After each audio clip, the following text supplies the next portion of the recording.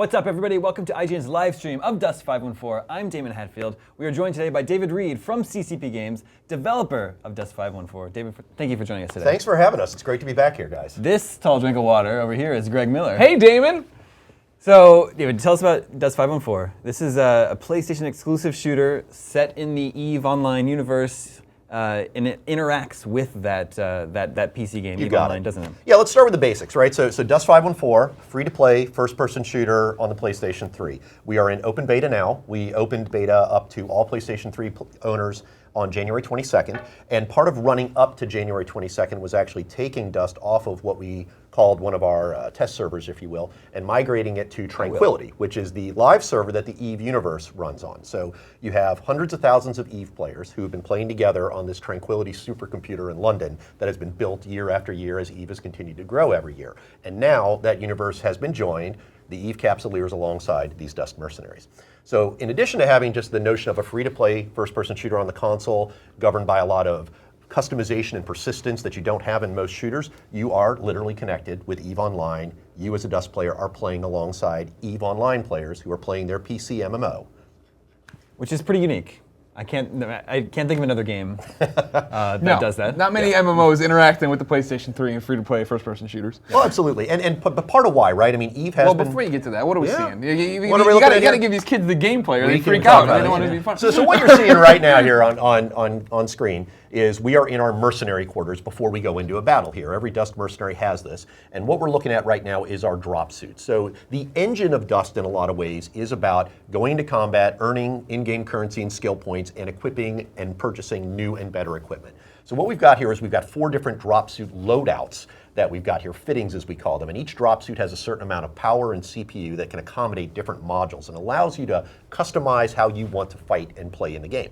The drop suit we're looking at right here, right, is, we've got these 4 on the left, the Assault Tactical. Let's talk about the heavy laser that we've got right now. This is an Ammar drop suit. It takes a lot of damage, and it's a good thing to use when you're using this laser. And as we get into combat, you'll see the laser is a remarkably powerful weapon, but it does require you to stay on target. You got to keep your beam focused on the guy that you're attacking. And so having the heavy drop suit allows you to soak up a lot of damage while you're making the most effect out of that.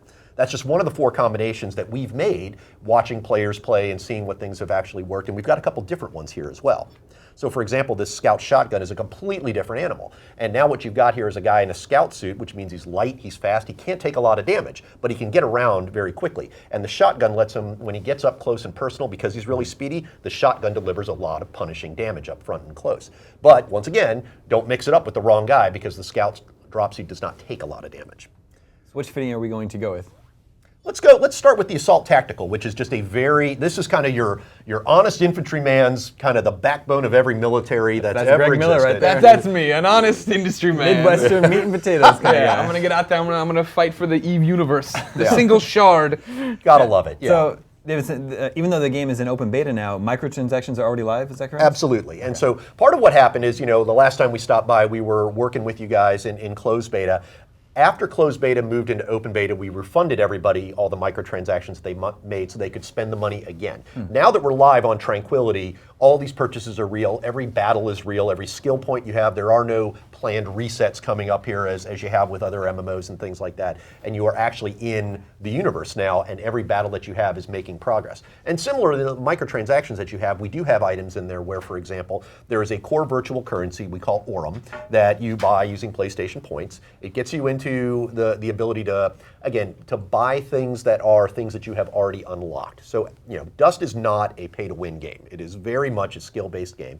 And as you grind through the game, you win your battles, you unlock the ability to use new and better drop suits. So as you level up in power, for example, you may be on a particular skill path where let's say you're focused on being a sniper and you're using a light drop suit and things like that. What then happens is you have the ability with Aurum to unlock different kinds of drop suits at the same power level. Say you want to go be a little slower but take a few more punches, that's what you're using the virtual currency for. You can get there with in-game currency as well, right? But if you want to get there a little faster, buying a little virtual currency will help. And so today we have 10 codes for the Mercenary Pack to give away, correct? Exactly. What's in the Mercenary Pack? The Mercenary Pack is a great deal. It retails on PSN in North America for $19.99, but what we've been able to put in there is almost $50 worth of value, right? It's a lot of virtual currency, the $20 worth of Aurum, and items in the game that actually add up to that value, things that you would pay cash for in the virtual currency, boosts, unique equipment, things like that. It's a great sort of starter pack to the Dust universe, but by no means are you required to have one to play the game. There's no part of the game that is sharded off or prohibited for you to be part of because you didn't buy one of these. So if you want to win a code for the Mercenary Pack, just tweet us at IGN, be a part of the show, send us a question or comment about Dust 514, and that automatically enters you to win. Now, are we jumping into the game here? We absolutely are. And, you know, it's an exciting moment for all of us here at CCP because we are streaming live off of our Tranquility server.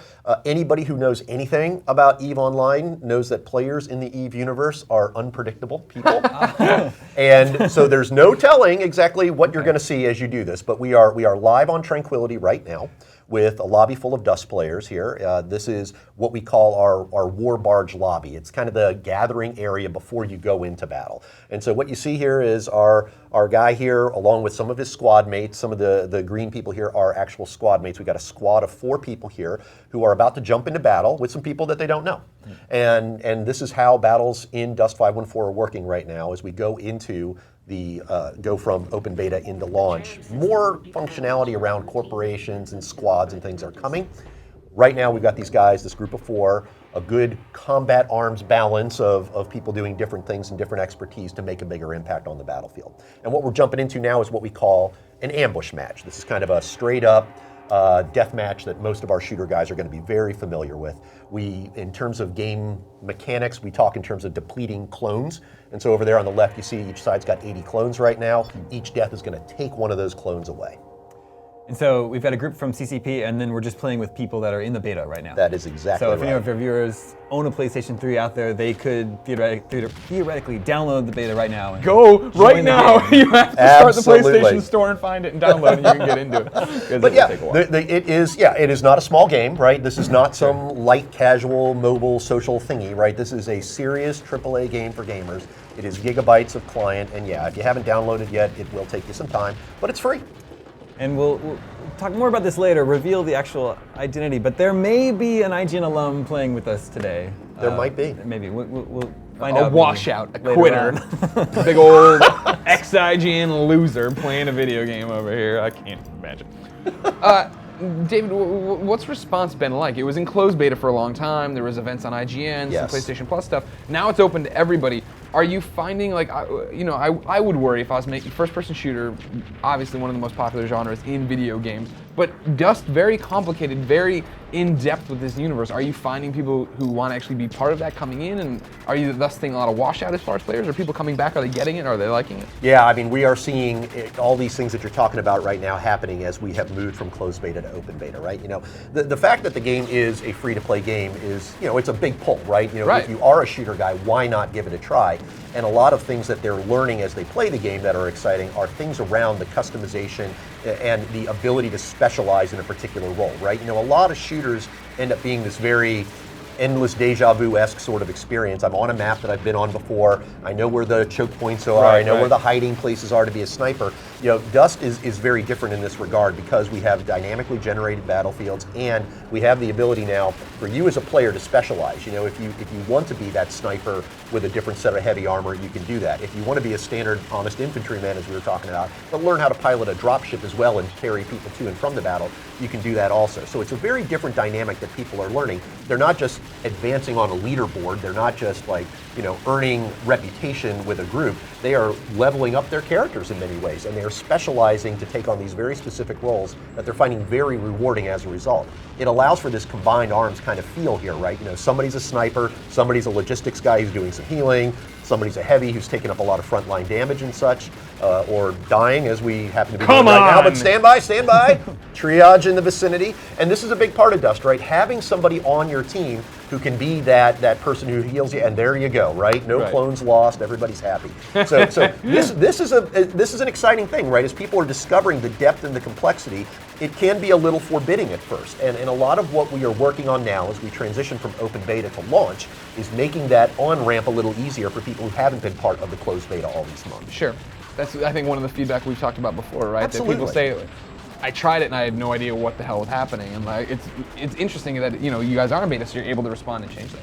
Absolutely, and it's a again, it's something that we at CCP have been working on for EVE Online for 10 years now, right? EVE is well known as a very complicated, deep, intense game, and it is not something people pick up immediately. It is something that they invest in over time. For Dust, we have a similar thing going on, but we need to shorten that time dramatically, because you're now talking about a console player, you're talking about a free-to-play business model. You need to make this fun in the first 10, 30, 60 minutes for guys. And if you do, we can teach them the rest of the persistence and the complexity. Sure. That's the big thing that we're focused on now as we move from open beta to launch. We are starting to get some questions in from Twitter. K Archer 128 asks, what do you think is the best role for a new player to train into? Well, in a lot of ways, right, I'd say the way to get started is kind of what we're seeing here, is just sort of a standard get started as an infantryman, a core assault sort of position there. The assault rifle is a very standard weapon. The drop suit that we're talking about there is an assault drop suit. Those kinds of things are very familiar to shooter guys, and they let you just jump into something like this, like an ambush fight, and give you a shot at just getting a sense of the mechanics of how it is to work with a squad. Ultimately, you're going to be connected with EVE players as well, and so when you're learning all that stuff, maybe the right place to start is with some of the basics there, as opposed to let me try and specialize and figure out how to be a very esoteric sort of role, right? How to be a dropship pilot who's also good with a heavy machine gun, right? I would say go with that sort of vibe to begin with. And we're going to give away one of those codes for the Mercenary Pack to Conrad Owens, who asks, how much more is there to the full game than we've seen in the beta? There's quite a bit coming. It's been playing. Yeah, absolutely. So congratulations, Conrad, Conrad! on your Mercenary Pack victory there. Well, part of what you're going to see here as we move from open beta to launch, right, is a number of things coming in, right? We're very focused on, first things you're going to see, obviously, we are not done with graphical improvements here yet, right? So we have a step forward that we're doing as we move from open beta into launch that we're really excited about as we see the build coming together. I mean, you have a team of people in Shanghai who are just killing themselves, not just to make this technically ambitious idea of connecting a PC game and a console game together work in real time, but making a quality game that gamers are proud to play. And so you will see a lot of graphical upgrades coming out. Oh boy. Not the best time to that come down was the a tank. stairs. Yeah. But hey, that's war, right? Hopefully the logistics isn't the guy who died here. That may prevent us from responding here easily. But coming back to the question of what else is coming, there are new play modes coming in, new styles of maps, new types of, a lot of what you're seeing right now in the open beta is what we'll call terrestrial planets, right? But as we move from launch and beyond from there, you are going to see a lot of different kinds of worlds that take part in the Dust universe.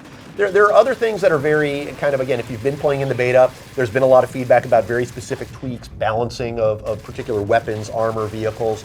There's been a lot of feedback of some of the control schemes, and so we're adding more control schemes to the game and things like that. But the biggest thing that you're going to find as we get to launch is a much tighter integration with EVE Online, right? What you don't get today in open beta is a really good sense of where you are in the EVE universe. That's what I wanted to ask, is how do you identify the presence of EVE players, in your game?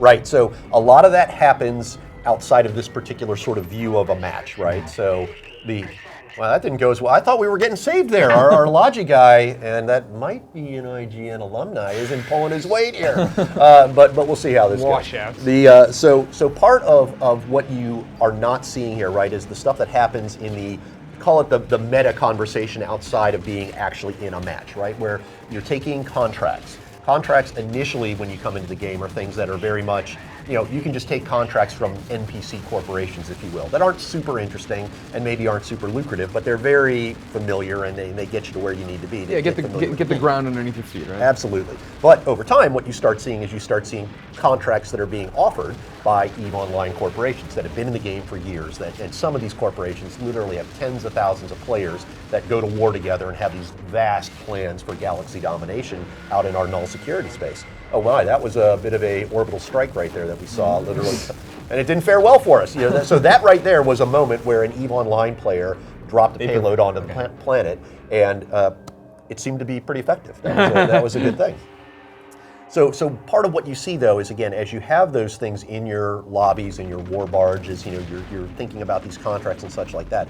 Part of what you will literally be seeing here at times, and maybe not today, but in the game itself, you see the ability to chat with EVE players. You see the ability to actually call on these orbital strikes, like we just saw that rain of blue awesome that came from the heavens and had that devastating impact on our poor little team here. That is the most obvious and visceral manifestation of the literal connection between Eve and Dust, resolving there on the Tranquility Shard. Now, we're the blue team, is that correct? Yes. Does that mean, so on the left side of the screen, does it mean we have 21 clones left to their 27? Now it's 20 to 25, but yes, Okay. exactly. Pull That's it together, CCP. You're making yourselves look like fools. That's you never know who you get partnered up with out here, right? True. And we just once people start realizing that this is the squad, they're probably drawing a little extra attention from people. But so yeah, I mean, but you see here, right? So again, it's a pretty familiar mechanic here, right? These are and part of the experience of being a Dust player, right?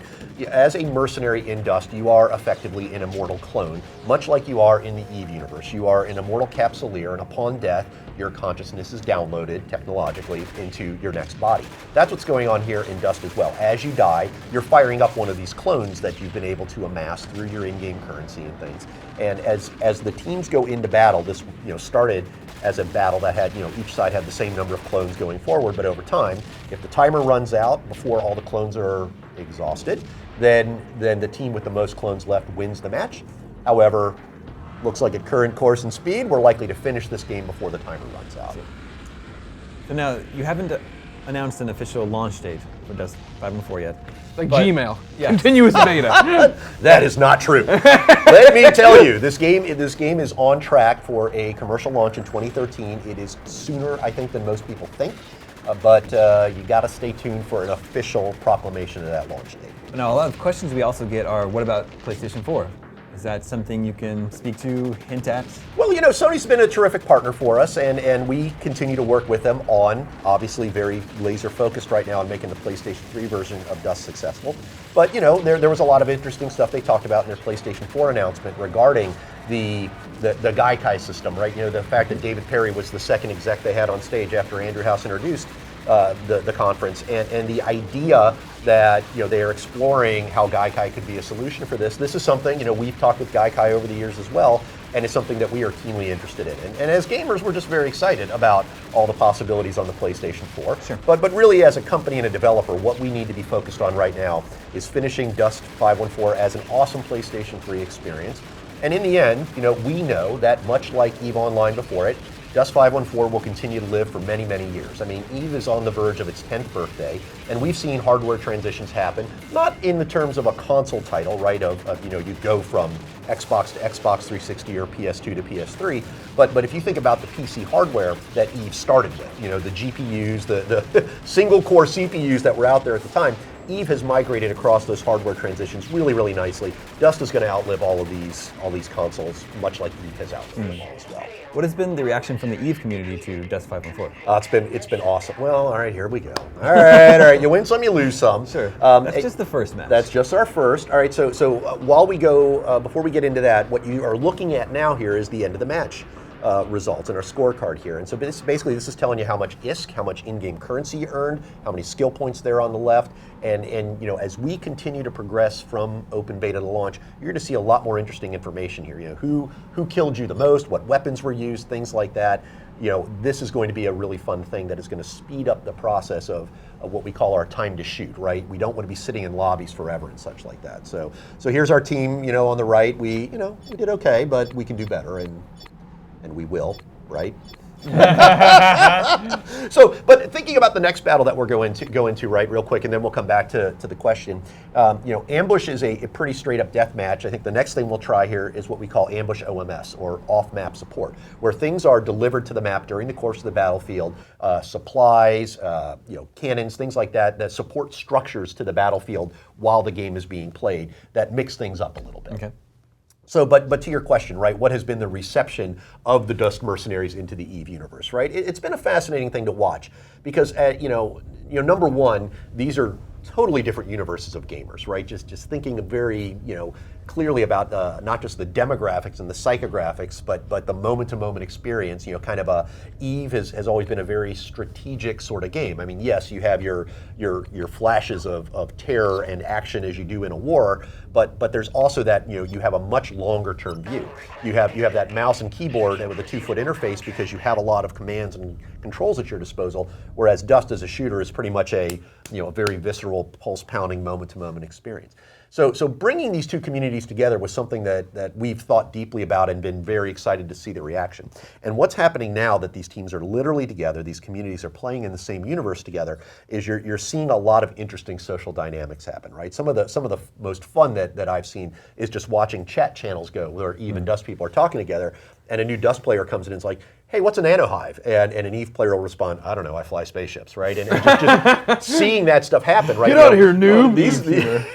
These are people, right, who much like in a real military aspect, right, are from different branches of the service, but are finding ways to learn each other's languages and get into war together for common victories and such.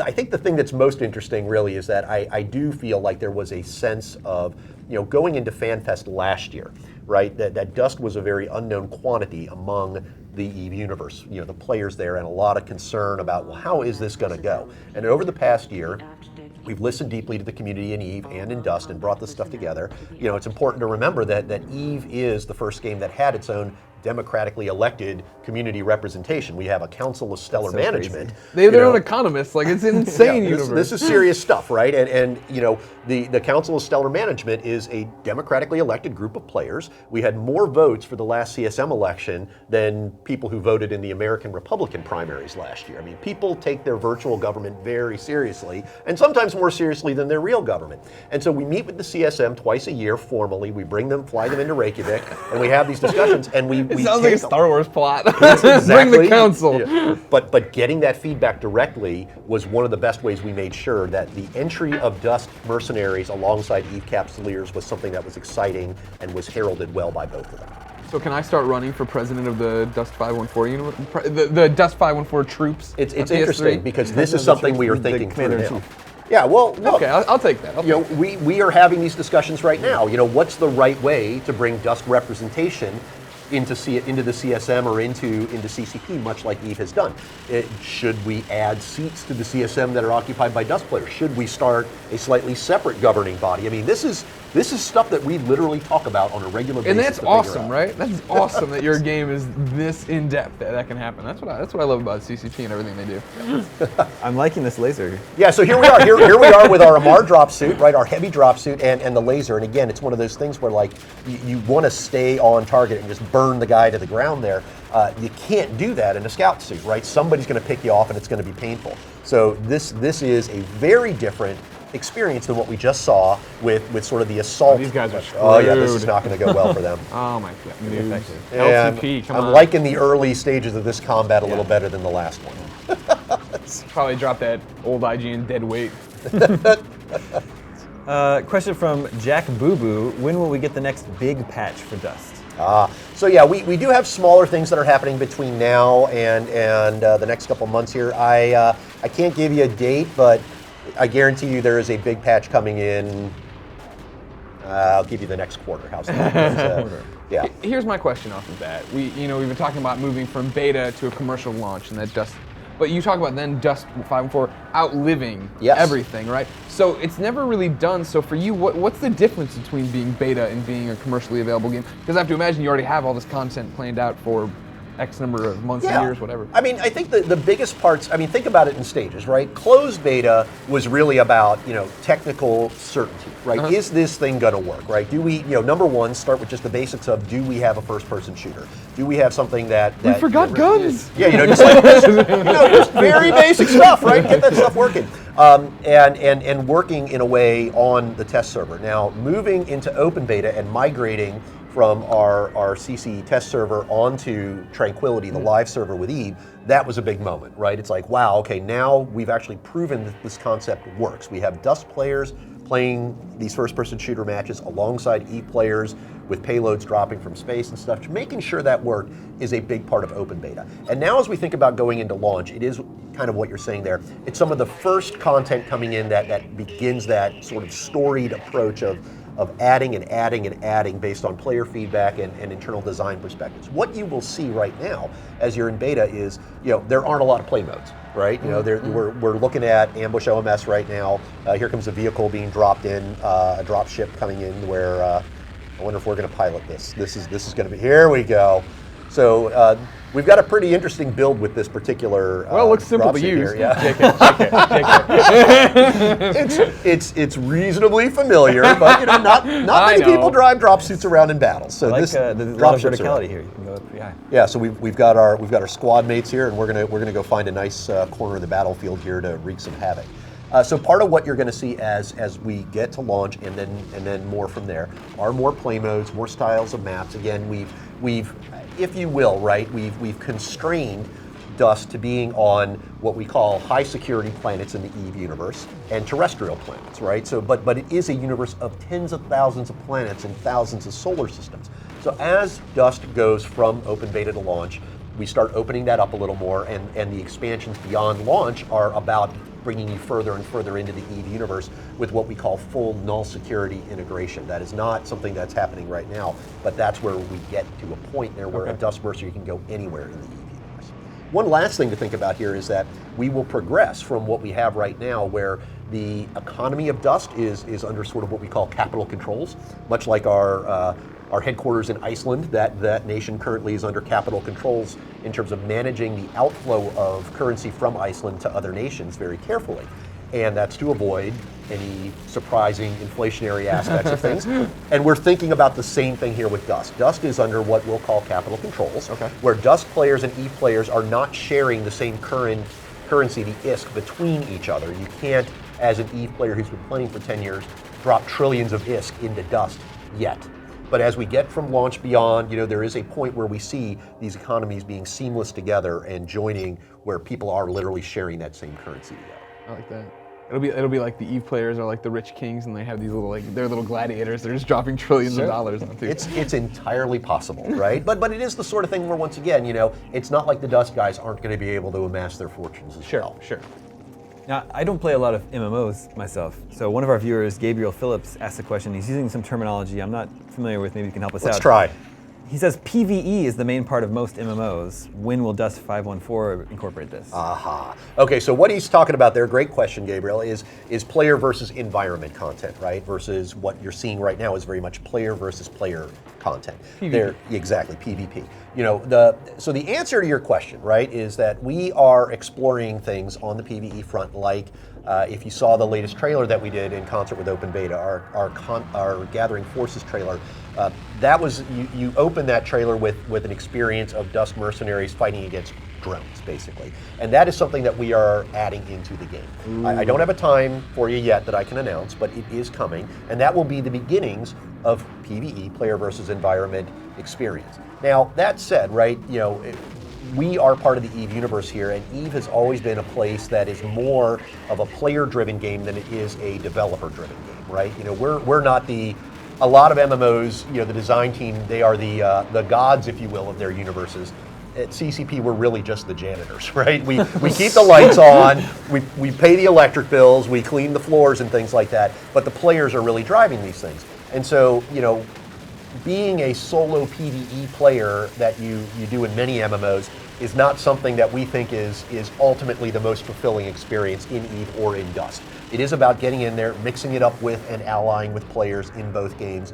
It doesn't always have to be PvP, but you're almost certainly going to be wanting to play with other players. You figure it makes the most sense, right? For what you guys are trying to set up here, corporations going to war against each other. At what point would you, have it be that, well, I have an army of drones for you to fight, You're not like some Superman But that's it. villain. We do think PvE is important, right? And it's a great way for gamers to, again, it's a place to learn how this thing works. A lot of people, and I'm one of those people, right, have a bit of trepidation about just jumping into the deep end of PvP when I don't really understand what I'm doing.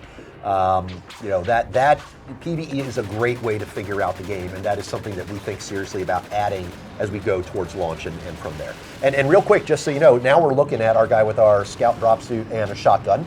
And so you can see he's a little faster now on foot, but he's also running behind cover a lot more because he doesn't take as many punches. But if he can get up close and personal with this shotgun here, ooh, I saw a name there that didn't have a lot of health left, and here we go. Oh, come on now. Oh, no! Pressure. Well, luckily he doesn't work on the game. Oh, I'm sorry, he does. Jeez, all right. Hey, you know, I warned you guys. I'm getting a big live. old punch in the face. We're going to see what happens.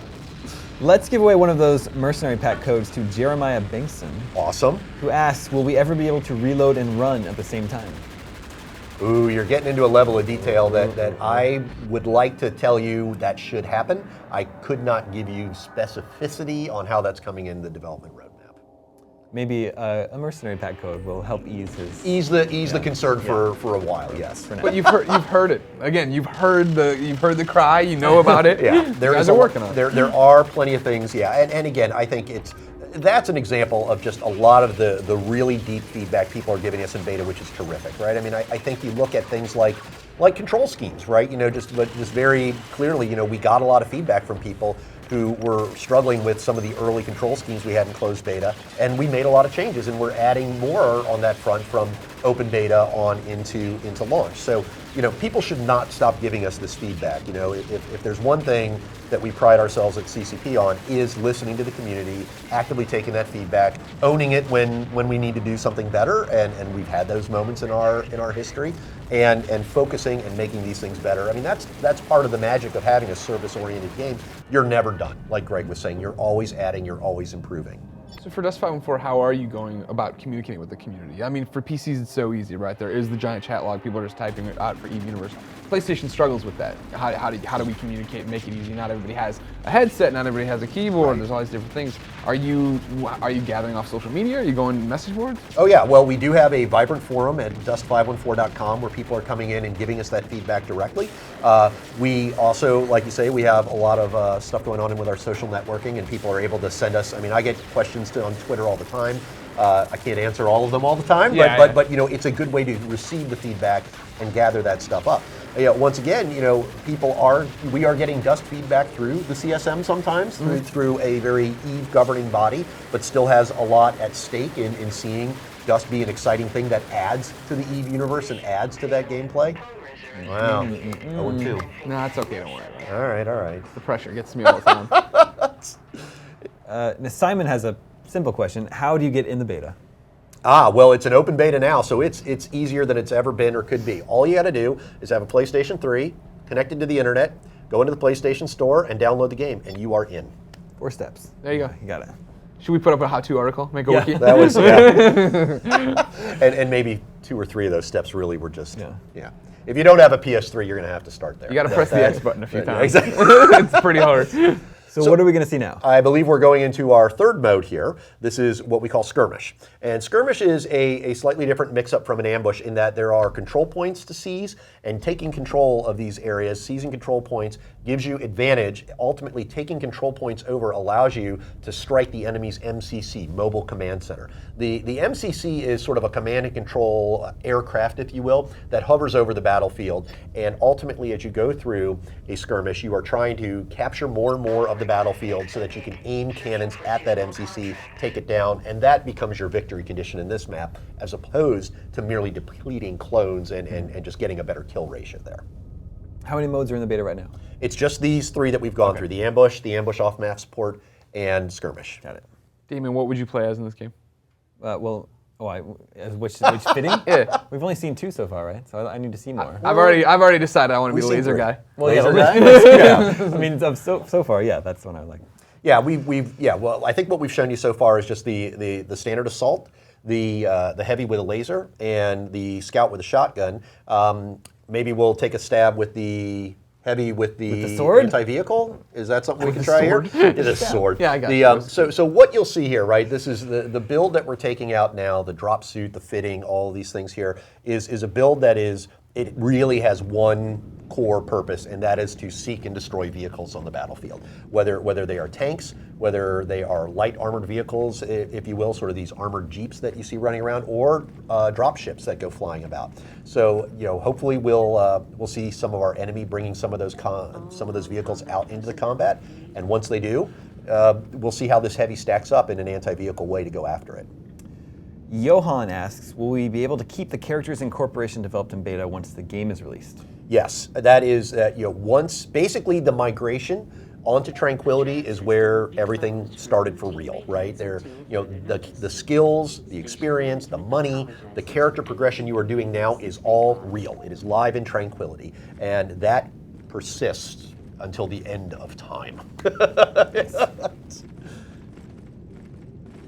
Costin97 asks, will you be adding new maps to the game? Absolutely, yeah. This is a big focus right now because again, the fact of the beta is that people are we understand this, right? They're seeing similar maps on a regular basis and stuff. That's part of what beta is. It's about wringing things out and making sure maps are working and that we know what we've got here and things are working well. As we progress now towards launch and forward, more maps, more play modes, more terrains, more drop suits, more roles. It is more about expanding what is the core functionality you see right now in the open beta. Now Colby asks, what is your favorite drop suit and why? Well, I will be honest, I love the heavy. I just do. And it makes you slow, but there's just nothing like carrying those giant chain guns and the forge guns and things like that, which is what we've got here. A swarm launcher at times, some of these big heavy weapons. That's what I personally like to do. It may or may not be a bit of cover for, maybe I'm not as skilled as some of our people out there. It may or may not. All right, so there's a friendly tank. I hope the enemies bring out some enemy tanks while we're at this. Now you can see up there on the horizon, right, the flashing D. That's one of your control points there. And so, there you go. You see how it just fired a missile off into the air. That is part of what Skirmish is all about. Seeing these control points, going out and seizing them. If the enemy is taking them over, you have to hack them. Here we go.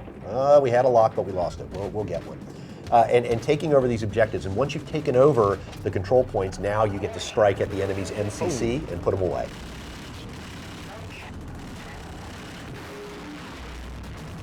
So on the Here upper, we go. Yes. Well, we got a kill. We got a kill on the Jeep. Hopefully, our flaming logistics wreckage ran him friend is over, here. but in the end, Oh, here we go. Nice. There we are. Nevitz McGee saved the day, I think. Come on, come on. taunting you. Yes! I could save you. There you go. And we're back in action. So in the upper left corner, those are health meters for each team. Is that what we're seeing? Yeah, what we're seeing is a count of clones there, but we're also seeing the actual status of the control points, right? Okay. At the current moment, we're down one, all right? The reds are bad, and so we're going to go out there and we're going to try and take more of these over.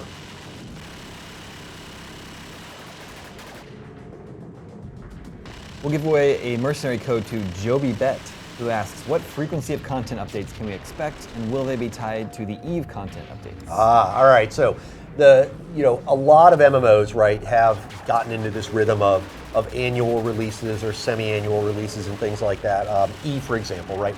We of course have point releases, and we just shipped one for Retribution last week. But in terms of big expansions, right, those are things that happen twice a year for EVE. Dusk, we're looking at a similar cadence, right? It doesn't have to be directly tied to EVE, but there always is a linkage there, right? That when we deploy a new build for Dusk, we also have to be looking at how that impacts EVE on Tranquility, because they are sharing that same universe together. You have to be careful that a technical change in one doesn't have a knock-on effect in the other. But right now what we're looking at is somewhere between a quarterly and a semi-annual basis. Every 3 months to 6 months, we expect to have big content updates coming out. And as I said before, people who've been in the closed beta for a while are playing on what we currently call the chromosome build and have been for some time. So we know that as we look forward in the next few months, we're looking to getting another big content update out there as we race towards launch. Well, you talked about, the graphics are going to get overhauled, the game's going to get better as it goes. Is that hard for you as a developer then to put out a product that, like what you're playing, on test servers or working with looks better than this, and you see some kid complain about it online? Oh, dude, it's coming. I got to tell you, this is the discipline of working in the profession I have chosen, right? is that you sit on that information and you have to wait until the right moment, right? I mean, I can assure everybody, I've seen what the next build is looking like. There is a big graphical improvement. There are new things coming. But yeah, we're not in a position to formally announce that Sure. at this time. It is, and again, you get, you get the internal enthusiasm with the team and in the company of like, hey, we want to get this stuff out there, but there is a method to the madness. There is a right time and place, and that news is coming fast. One of those shiny mercenary codes goes to Chris B, who asks, what is the target audience for Dust 514? Yeah, it's a very different audience than EVE Online, right? I mean, we fundamentally think Dust is a game for the person who's been playing the console shooter, for these years, right? If we think about things like Call of Duty, like Battlefield, again, I think you can see here it's a little more like Battlefield multiplayer than it is like Call of Duty multiplayer because of the impact of vehicles on the battlefield, the size of the battlefields and things. This isn't as much about running in narrow corridors and finding sneaky spawn points and things like that. This is very much what we think of as a Battlefield style game. But it is, look, it absolutely is a game for the first-person shooter fan. And we think about it like this, right? EVE is alone in terms of having been an MMO that has grown every single year of its existence, 10 years now. And the reason why is this single shard universe with this emergent sandbox gameplay. If you are a first-person shooter fan, you may hear these fascinating stories about what goes on in EVE, the heists and the assassinations, a council with stellar management, elite economists governing the economy, but EVE may not be your game.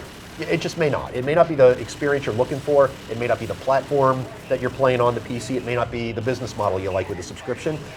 Dust is about getting that first-person shooter audience a chance to put their tiptoes into that EVE universe sandbox. And to get there on a gameplay style that they're familiar with, meet them on their own terms, and bring them into the EVE universe. And, with what we're seeing right now in the beta, we feel like we're resonating now with that first-person shooter audience and such, and they're getting it. And then there will be more. There will be other applications, other experiences that we think we can design for other gamers and bring them into the EVE universe on different platforms, different devices, different genres. At E3 last year, you guys really debuted the Vita app. So where do we stand with that now? It is actively in development. It is, I don't have a date for you, but I should have a date soon, but it is absolutely on the way. And the Vita app will be very much like what the Neocom is as you see it in the console right now. It's a place where a lot of obviously the social technology is there, so you can send messages to and from friends and people in the game. But it really, for me, it feels like what I'll use my Vita app for is kitting out my fittings, right? It's like, I'm sitting there on the bus in a meeting, what have you. In a meeting, there you go, ladies and gentlemen. Maybe. Not a CCP meeting to be clear, boss, but in meetings somewhere out there, when you're in that moment of, I can't be in front of the best piece of glass I own with my console ready, but there's a lot of tweaking and tying and ticking that you're going to want to do with drop suits. That's what Neocom will be able to do with you on the Vita.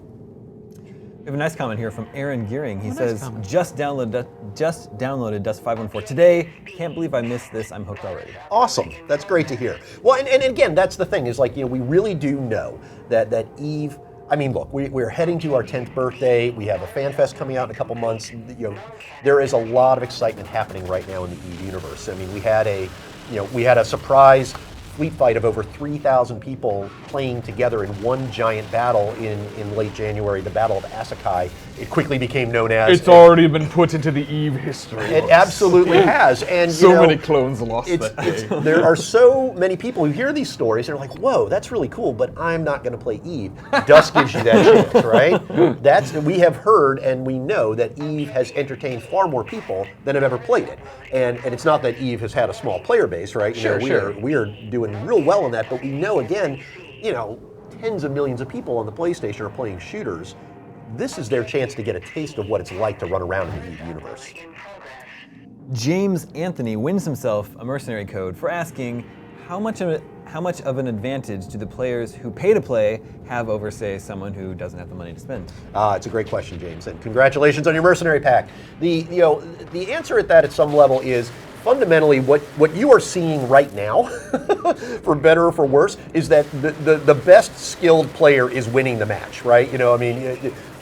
We would have the ability, if we chose, to act as if we had bought everything in the game, powered these mercs up and things like that we're taking in, and we're not necessarily winning our battles here.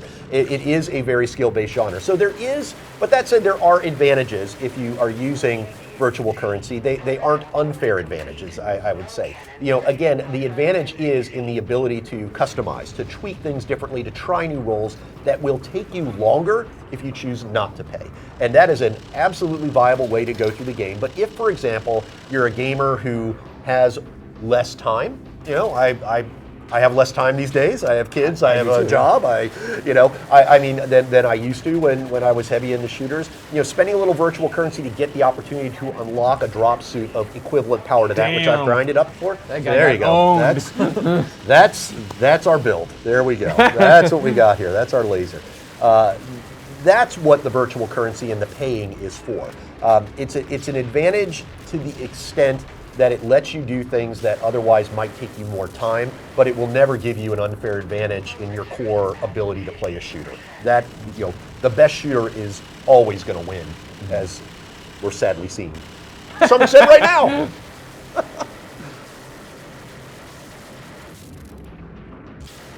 Another mercenary code goes to Mubarak Petaway. Mubarak That's my Petaway. best guess at pronunciation. Will we see the option to add scopes?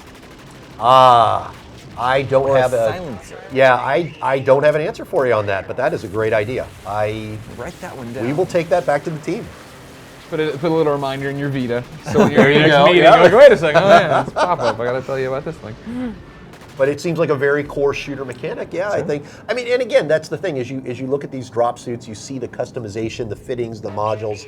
It seems like a logical thing for us to go after and do it. Teasing. Another mercenary code or mercenary pack goes to Cobra 8. Can you give us a bit of insight into the salvage system and how you plan on improving it or altering it in any way? Sure. So for people who don't know, what the salvage system is right now is as you win in a combat, or even if you don't, when you go into combat, right, for mercenaries that you were able to defeat, there is a salvage component there. And if for lack of a better way to think about it, if you're familiar with playing other MMOs, think of this as a kind of a loot drop mechanic, right? You beat some monster in combat and they drop some loot. That's kind of what's happening here with salvage. And the idea here is that you are picking up items, you're picking up modules that your fallen enemies have left behind. So this is something that we're really excited about, right? It got started in the closed beta, and we've built on it a bit here, and we think there's a lot of potential on this. It's interesting here. What you're seeing, by the way, is Jenny jump kick. You saw that flashing that was going on to our heavy here. That was repairing the heavy's drop suit, right? The heavy had obviously taken a lot of damage and just took more from a strike from an Eve player there. But that was something where he was actually, as a logistics player, was running around and repairing that drop suit. So pretty exciting stuff there. Game, we're down to like 14 minutes. So I think it's time to say that Is it time to say something? Jenny Jump Kick. Are you revealing the secret identity of Jenny Jump Kick Jenny now? Jump Kick is Ryan Geddes. Ryan Geddes. Everyone go kill Ryan Geddes. We're sorry to do this, Ryan. I am not. I was put under tremendous pressure here by the overlords at IGN. But yes, Ryan is an IGN alum who now works at CCP in Atlanta. We're thrilled to have him, and he's he good at getting you coffee? He is awesome. He's Good, awesome good. at getting coffee and everything else that's required. But unfortunately, Ryan, your number is up. And everyone who's playing right now, if you find Jenny Jump Kick, now is your time to take down an IGN. If we could cut to the couch cam here for just 1 second, we can remind people what Ryan Geddes looks like. Oh, Ryan Geddes, if you remember, he's the skeleton guy. He had no hair and he had spindly fingers. And when he laughed, he goes, that's how he laughs. That's how he laughed all the time. So if you ever see that happening in a coffee shop somewhere, and he's wearing trendy glasses and probably listening to music that's all backwards, talking crazy ass crap, that's Ryan Geddes. Spot on. At Funnel on Twitter. Ryan, I didn't know that was coming. I just need to be clear. He knew it was coming. That's why he was trying to put in jabs before we went live. He knew he was going to get. Absolutely. We love Ryan Geddes. We do. We miss him a lot. He's a good guy. And now he's here in virtual. I can hang out with him now at all hours of the day. Absolutely. Kazeteron asks, will we get visual customization of our mercs at some point? Oh, absolutely. And by the way, let me shout back out to you, Kazateron, because I loved a lot of the feedback that you've given us on Twitter and the participation you've had in the closed beta thus so far. You know this guy? I do. Oh, Thank you personally. But absolutely, right? This is something that, again, is not anywhere near what it will be as the game progresses, because it is very much about building, testing, ensuring, and refining the core mechanic of the game. But lots of microtransaction-based games have had these visual customization options, and we're going to keep doing more of that stuff as we progress. It's not something that you're seeing a lot of right at this moment, but absolutely, as we get to launch and beyond, there will be a lot of that coming. I mean, after all, when you're in this giant persistent universe with now officially, we've had millions of people playing Dust in addition to the hundreds of thousands of EVE subscribers, you're going to want to find a way to stand out. Now, do you know a Twitter user, Fyridian? Not off the top of my head. Yes. What plans are there for MCC commanders? I've always loved the idea of games with simultaneous, totally asymmetrical roles. Ah, yes. Well, that is. I would have to tell you that's further out in the future in terms of what that actually will manifest as. I think you're onto a very core theme here of what we think bringing more and more of these experiences into the EVE universe is all about, right? That it doesn't. We see going forward, right? If you think about EVE. EVE is a game where, by the nature of the sandbox, you've been able to be, yes, of course, you're piloting starships, but sometimes you're thinking about building a guy who specializes more in being a miner or a trader, or sometimes it's somebody who's more of a spy. Sometimes it's somebody who's more of a bounty hunter or a pirate, right?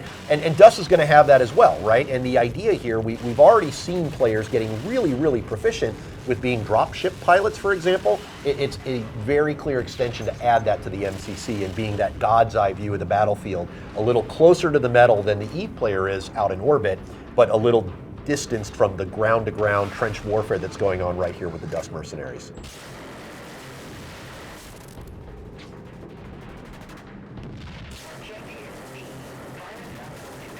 Come on, there you go. Oh, wait, no. Oh.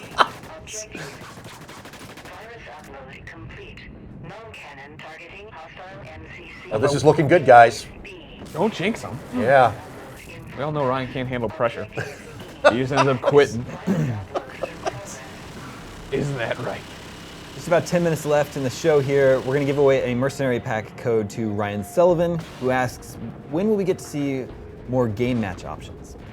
This again is something that as we get to launch and further on, we will continue to add these things, right? So more of that is coming, but while you're in beta, this is really about just honing and chiseling down the experience you're seeing now to put it in a place where we would call it launch ready. Make it as good as it can be. Absolutely. Ooh. Get him on the ladder. Oh yeah, this guy. Ah.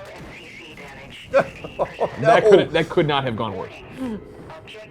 CPD 315 is apparently a big fan. He asks, are the devs enjoying all the corporation drama that is already happening on the Dust 514 forums? This is what the EVE universe is all about, players, right? I mean, it is very much about that. There is a core mechanic in EVE. There is a core mechanic in Dust that is more like they are laws of physics, right? They are laws of gravity and such, but they are not the ways which we require you to interact with other players. And seeing this stuff happening in Dust now, we're still in open beta. This is a very, very good indicator of how we expect to see things continue going forward. I mean, if you think about the stories that you've heard in EVE over the years, right? That's been in a universe with hundreds of thousands of players, and we are rapidly approaching a combined experience between Dust and EVE with millions of players. The drama, the intensity, the schemes, it can only get bigger. It can only get more complicated. What exactly, for you, in a nutshell, is happening? I haven't heard about the message boards. Are the corporations already fighting over who they want to have on their Dust 514? There's a lot of that happening. There's a lot of what corporations are getting. How would I put it, right? Who's part of what you see is just who's the good guy and who's the bad guy, and a lot of arguing about this sort of stuff. A lot of metagaming of people deceiving each other. I don't want to call anything out here particularly, right? Because we don't want to come across as necessarily endorsing or not endorsing behavior. But this. Get in there and mix it up and see, because it is the sort of stuff where people are doing things that on the one hand we expected, and on the other hand they have surprised us with the intensity with which certain things have happened. Nothing too untoward. Okay. And while we're thinking about that, right, one of the things to make sure people realize right now is that we're not just, well, there you Remember go. that? Remember like 5 minutes ago? It's Seen looking that good, screen. guys. Seen that screen. Ryan Geddes is finally not going to screw it up. Oh no! But part of what is happening now as we are bringing EVE and Dust together and progressing towards launch, there is a deep storyline that has been part of the EVE universe of how Immortal clones became part of the EVE universe, right? The idea that one of our empires in EVE, the Amar Empire, initially discovered this technology, this clone technology, and used it to build experiments on their own about building these Dust mercenary soldiers. This is a story that initially was talked about in a novel we published a couple years ago, Templar 1. That story is unfolding right now in the games, right? That what people are seeing and taking part of in-game events, seeing fiction that we're publishing and things like that, is progressing this story along. And the thing that players should know, both of EVE and Dust, is that they are actually actively partaking in these events as they are happening. And I'll give you an interesting example of something coming up soon. So we are going to PAX East in Boston. We're going to have a big, we're gonna be there. Of course you are, right? Let's go right now. So you're going to have, we're going to have a booth there on the show floor with a bunch of Dust consoles, and people who play Dust are actually going to be taking part in a giant event that is happening between EVE and Dust, and they will be part of the results, part of the history, if you will, of how that battle goes. Now, I'm not at liberty right now to tell you exactly what it is, but I can tell you it's an important moment in EVE history that people who've been playing EVE for a long time will be excited to hear about. And you as a Dust player will now have your name on that wall, if you will, the roster of people who were there as this happened. Wow. And this is just part of how we're doing this now, and it will continue to be part of what happens between EVE and Dust, not just now as we gear up for launch and the great moment there, but will always be part of how these games link together in one big universe. Gotcha. We just have a few minutes left. Probably not enough time to show a full match, but what are we gonna end on today? Well, why don't we just jump back into an ambush and just see how this goes, right? It's time to get back to basics here and see if that's working out fine for people. I think we've taken a few hits on the chin here. Let's see if we can't go out on a higher note. Mr. No Man's Land has a question that I'm sure Greg Miller is wondering himself. I can't wait. Is it about comics, wings, or pizza? It's probably, yes, the fourth of Greg Miller's loves. There you go. On launch day, will the game support trophies? Day one. PlayStation Network trophies. Yes, I am aware of what you're asking, and I do not have that answer for you right now. I have to get back to you. Stay tuned. Yeah. Mr. No Man's Land. Yes. Graham Mansfield asks, are there any plans to let players try a gun before buying? Well, you do get an assortment of things before you are obligated to buy your next weapon and things like that. The try before you buy, that is a neat idea. That's one to take back. I think that's an intriguing idea. Write that one down. What was the other one we wrote Put down? on the Vita. What's the other one? The other. Oh, sniper. Scopes. The Yeah, scopes. scopes. Yeah. Exactly. Yeah, these are really neat ideas here. You right now watching on IGN, you're molding the game when you see these things happen. Look for your name in the credits. or at least your Twitter handle. Alex Brown asks, do you see a time when Dust 514 and EVE Online are one experience? Well, we think we're there. I mean, again, I think at a high level now, what you are seeing is that, think about it this way, right? There are many, many roles that you could take on in EVE, like we were talking about earlier. You're playing EVE, but you're playing it in a very particular way based on how you've chosen to go through the universe. And Dust is simply, at some basic level, a number of roles added to that mix, right? That, rather than being somebody who's piloting a spaceship, you are walking on the ground and in your boots and you're doing infantry-based combat there. Now, I think part of what you're asking here is, if we rewind a couple years to when Dust was formally announced and we shared a video that we debuted at FanFest 2011 called our Future Vision video, that was a moment where at some level you saw a much more literal connection between EVE and Dust, where players were, in a visionary way, we're able to walk on a station together. Somebody's an EVE player, somebody's a Dust player, and then they go back to their respective places where they have their battles and their moment-to-moment experiences. That is a vision that we continue to believe in at CCP, and we are progressing towards that. But I can't tell you that is coming soon. Stay tuned, but it will be in the future. We have 2 mercenary pack codes left. One of them goes to Clint, who asks, what's your favorite empire? Well, again, I hate to play favorites, but I'm a Galente man.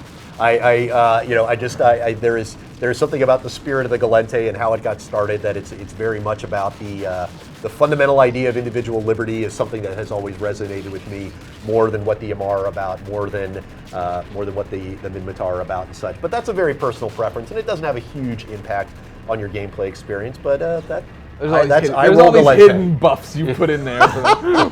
What's your favorite Empire, Greg? Oh, Clamato. Yeah? Yeah. A really good one. Finally, our final mercenary pack code, we're going to end on a very positive note today. It goes to Jacob Barnes. He says, I've been playing Dust 514 since the closed beta back in June. Haven't played another FPS game since. Awesome job. That's great. Thanks so much. And it is that sort of, we know we're on to something very exciting here, but this is still a beta, and a game like Dust is never done, right? It's always improving, it's always adding, and we really, really deeply appreciate, much like EVE got started 10 years ago, the people who have gone through these early stages with us, right? You can't have a game that achieves the milestones that EVE has, and that we believe Dust can do as well, without a passionate community that is really there with you and believes in what you're doing. Some of these decisions are, at some level, right? You can imagine if you were to take this idea to a publisher out there somewhere who, hey, I got an idea. Let's connect this first-person shooter on the PlayStation, which is free to play, to this PC MMO that's been running for 10 years, and let's develop it in Shanghai. And there are a lot of publishers who just would not be behind that, but it is the community that has been behind that. They've rallied behind the ambition. They've supported these efforts, and we would be nowhere without players like this. Thank you very much, and congratulations on your mercenary pack. David, thank you for coming by. Awesome. Bringing the game, You playing bet. with us today. Thank you. Greg, we'll be back. Just thank you for being a friend. Hey, you know what? That's what it's all about, Damon. You and me forever. Fist pound. Not Ryan Geddes anymore. Nope. Hey, you guys really have something cool going on. I'd like to be. No, about peace. I wanna have a family and own a house. I had not realized the physical resemblance until you mentioned it, but now it is burned in my memory. Thank you to all for tuning in. On Friday, we are live streaming Tomb Raider starting at 1 p.m. Pacific, so make sure you tune in for that. We'll see you Friday, and everybody have a great rest of the day.